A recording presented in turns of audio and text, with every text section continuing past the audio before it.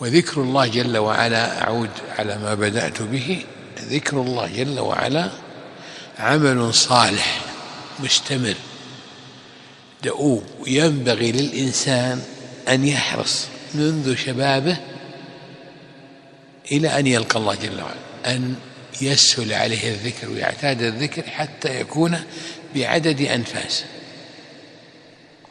وأنا أدركت من أهل العلم الأكابر الذين يكادون يستظهرون المسند، مسند الإمام أحمد، من يذكر الله عز وجل في النفس أكثر من 10 جمل في الذكر في النفس الواحد،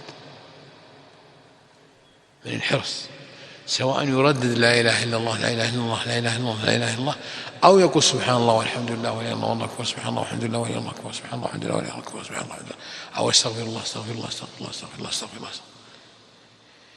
وإذا إن الإنسان أولى هذا الجانب عناية مخلصا لله تعالى مستعينا به، فسيسهل الله عليه الذكر بشكل لا يخطر له على بال، يكون كل كلامه ذكرى وسكوته فكرة، وهذه سنة النبي صلى الله عليه وسلم. وأنا يعني أدركت ورأيت من الناس من يشتغل بذكر الله مثل ما قلت لكم في النفس الواحد 10 جمل من الذكر،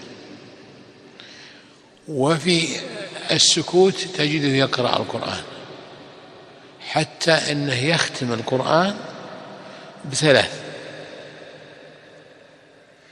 أيام يختم القرآن ما يزيد، وقد يختم قبل ذلك من كونه اعتنى بهذا وأعانه الله تيسر له، وألف هذا وهو ساكت يقرأ، وهو ساكت يذكر، وهذا يحتاج إلى مجاهدة. وأنا أعرف من خاصة المعاصرين من يجاهد نفسه على الذكر حتى أمضى 30 سنة وهو يجاهد وأفلح. لا يستهان بذكر الله ودعائه، كل كلمة ذكر أو دعوة تدعو بها لك 3 أنواع من الأجور. أول شيء أنه يحط عنك 10 خطيئات، ثاني شيء يرفع لك 10 درجات، ثالث شيء يكتب لك 10 حسنات، رابع شيء يستجاب لك الدعاء، خامس شيء يرق قلبك ويلين وتطمئن نفسك الذين آمنوا وتطمئن قلوبهم بذكر الله، على بذكر الله تطمئن القلوب الذين آمنوا وعملوا الصالحات طوبى لهم وحسن مآب. ورابع شيء انك تسدد، وخامس شيء انك تقضى حاجاتك وتيسر. لا تستهينون بذكر الله تعالى ودعائه، تراه ديدا المسلم، هذا ديدا المسلم، ينبغي أن يكون كثير الذكر كثير الدعاء، وبذلك ينتفع من عمره ويبارك له في عمره ويكثر عمله وتضاعف مثوبته، ويكون ممن تعرف إلى الله على الله تعالى في الرخاء فيعرفه الله عز وجل في الشدة بالإجابة وتيسير الأمر دفع المكروه. تعرف إلى الله في الرخاء يعرفك في الشدة. كان النبي صلى الله عليه وسلم يذكر الله على كل أحيانه، كان يعد له في المجلس الواحد 100 مرة يقول رب اغفر لي وتب علي إنك أنت التواب الرحيم. كان يستغفر دبر كل صلاته، حتى أن بعد سنة الضحى استغفر 100 مرة يقول رب اغفر لي وتب علي إنك أنت التواب الرحيم. وختاما إن العلم إنما يراد به العمل، وإذا لم تعمل أنت بهذه الأمور كيف تعمل بالكبار؟ لا بد من اهتمام. فذكر الله جل وعلا وأن تنتظر الصلاة بتلاوة القرآن بالتسبيح والذكر بالدعاء بالتفكر بكذا بكذا، وذكر الله دبر الصلوات، أنك ما تخرج من مكانك إلا وأنت محتاج أنك تخرج، ولا أحب عليك تجلس لو ترابط بين الصلاتين. وذكر الله جل وعلا عند دخول المسجد والخروج منه، عند دخول المنزل والخروج منه، عند دخول الحمام وعند الخروج منه، وعند النوم وعند اليقظة وعند ابتداء الأكل وعند الفراغ منه. هذا عمل دائم طويل كثير مبارك يجتمع لك في عمل صالح ما يخطر لك على بال. وإذا لم يوطن المرء نفسه على هذا ويستعين بالله جل وعلا عليه مخلصا إلى الله جل وعلا لله تعالى مضطرا إليه ملحا عليه متبرئا من الحول والقوة إلا به، فلن يحصل له هذا.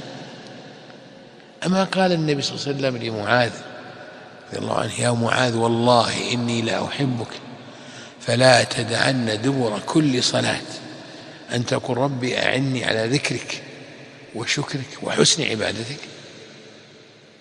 دبر الصلاة يراد به ما قبل التسليم وبعد التسليم. وشيخ الإسلام رحمه الله له كلام في هذا طويل، لكن منه أنك إذا أردت أن تعان على ذكر الله جل وعلا فأكثر في السجود من أن تقول ربي أعني على ذكرك وشكرك وحسن عبادتك.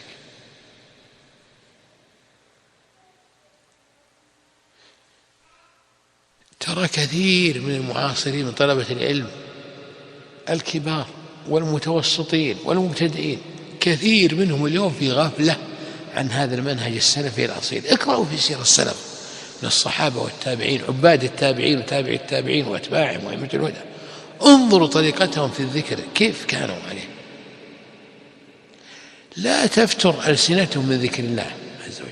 وخير عباد الله من إذا رؤي ذكر الله، يعني رؤية تذكر بالله، فكيف بذكره؟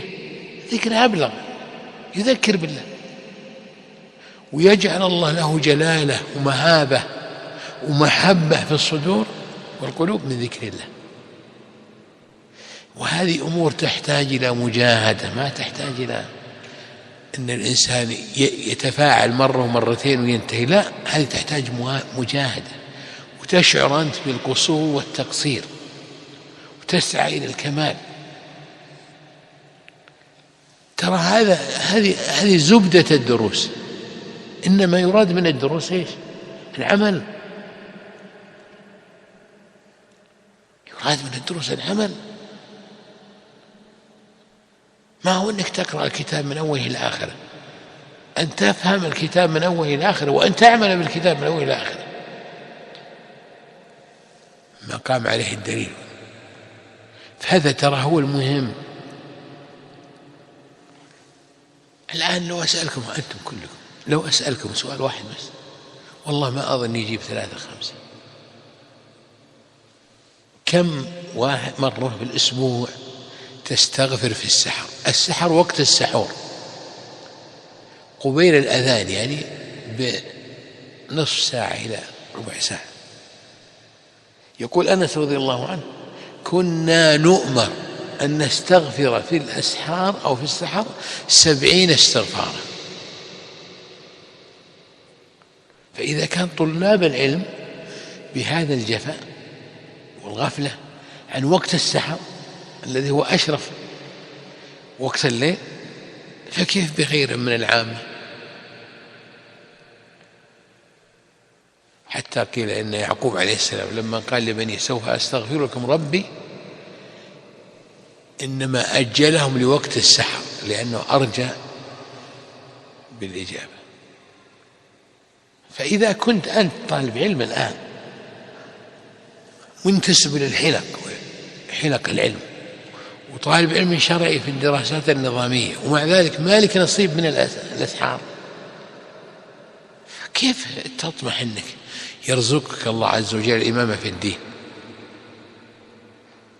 ما ترزق الإمامة في الدين إلا بإلحاح على الله عز وجل وضراعة صادقة إليه جل وعلا أن يهبك ذلك، وفي نفس الوقت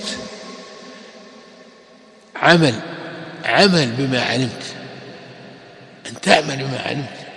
يرى الله منك الصدق في طلب العلم وتلقي العلم والعمل بالعلم وتبليغ العلم، حتى تكون أسوة، حتى تعرف السنة من طريقتك ومن منهاجك.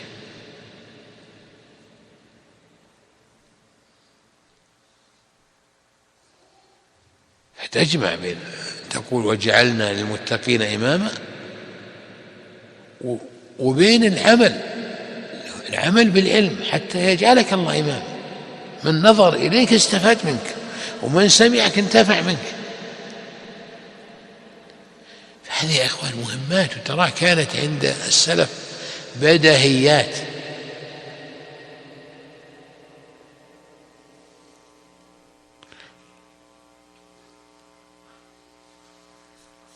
رزقني الله وإياكم العلم النافع والعمل الصالح، وجعلنا مباركين أينما كنا، أنصارا للحق وهداة للخلق، ومن علينا بكمال الإخلاص لوجهه جل وعلا، وحسن اتباع النبي صلى الله عليه وسلم، والثبات على ذلك حتى نلقى الله عز وجل على أحسن الأحوال.